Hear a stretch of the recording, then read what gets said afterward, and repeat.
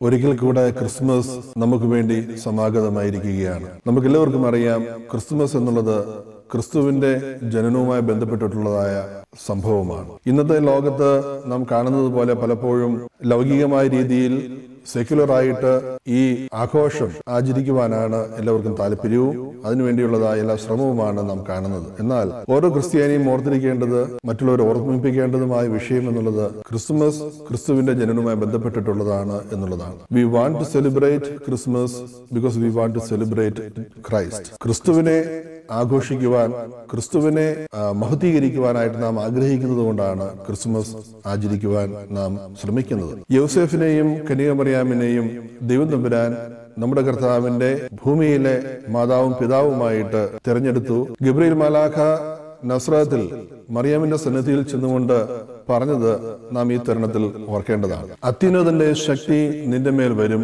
നിന്നിൽ നിന്നും ഉത്ഭവിക്കുന്ന വിശുദ്ധ പ്രജ ദൈവത്തിന്റെ പുത്രനെന്ന് വിളിക്കപ്പെടും എന്നാണല്ലോ. എത്രയോ സന്തോഷകരമായ അനുഗ്രഹകരമായ സന്ദേശമാണ് സ്വർഗത്തിലെ മാലാഖ നസ്രാത്തിൽ മറിയമിന് നൽകിയത്. യേശു തമ്പുരാൻ ദൈവം തന്നെ ലോകത്തിലേക്ക് മനുഷ്യനായി അവതരിക്കുന്ന ആ സന്ദേശം, തന്നിൽ നിന്ന് അകന്നുപോയ, വഴിതെറ്റിപ്പോയ മനുഷ്യരെ വീണ്ടെടുക്കുവാനായി താൻ തന്നെ മനുഷ്യനായി അവതരിക്കുവാനായിട്ട് സന്മനസ്സാകുന്ന ദൈവത്തെ നമുക്ക് അവിടെ ദർശിക്കുവാൻ സാധിക്കും. ഗബ്രിയേൽ മാലാഖയുടെ ആ ദൂത് അനുസരിച്ച് യേശു ക്രിസ്തു ഈ ലോകത്തിൽ കന്യകമറിയാമിലൂടെ ജനിക്കുമ്പോൾ അതിന് സ്തുതി പാടുവാനായി അനേക വൃന്ദം മാലാഖമാർ ആട്ടിടയന്മാരെ സമീപിച്ചുകൊണ്ട് അവരോട് ഇപ്രകാരം പറഞ്ഞു: അത്യുന്നതങ്ങളിൽ ദൈവത്തിന് സ്തുതി, ഭൂമിയിൽ മനുഷ്യർക്ക് സമാധാനവും സംപ്രീതിയും. ഓരോ ക്രിസ്ത്യാനിയും ദൈവത്തിന്റെ സന്ദേശവാഹകരായിരിക്കണം. ദൈവത്തിന്റെ അംബാസിഡർ എന്നുള്ള നിലയിൽ ഈ സദ്വാർത്ത, ദൈവം മനുഷ്യനെ തേടിയെത്തുന്നതായ പാപികളായ മനുഷ്യരെ വീണ്ടെടുക്കുവാനായി ദൈവം ഇന്നും സന്നദ്ധനാണ് എന്നുള്ളതായ ആ സന്തോഷകരമായ വാർത്ത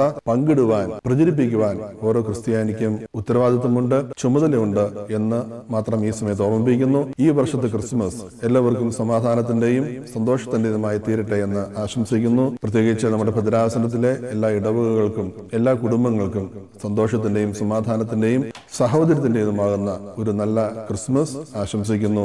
പുതിയ വർഷം എല്ലാവർക്കും അനുഗ്രഹകരമായി തീരട്ടെ എന്നും പ്രാർത്ഥിക്കുന്നു. മലങ്കര TV നമ്മുടെ ഭദ്രാസനത്തിൽ ഈ കാര്യങ്ങളൊക്കെയും നിങ്ങളിലേക്ക് എത്തിക്കുവാനായിട്ട് വളരെ ശ്രമകരമായ രീതിയിൽ പ്രവർത്തിച്ചു വരുന്നതിൽ അഭിനന്ദിക്കുകയും അതിന്റെ പിന്നിൽ പ്രവർത്തിക്കുന്നവരെ അനുമോദിക്കുകയും ചെയ്യുന്നു. നിങ്ങളെല്ലാവരുടെയും നന്മ ആഗ്രഹിച്ചുകൊണ്ട് ദൈവത്തിന്റെ അനുഗ്രഹങ്ങൾ ഉണ്ടാകട്ടെ എന്ന് പ്രാർത്ഥിച്ചുകൊണ്ട് നിർത്തുന്നു.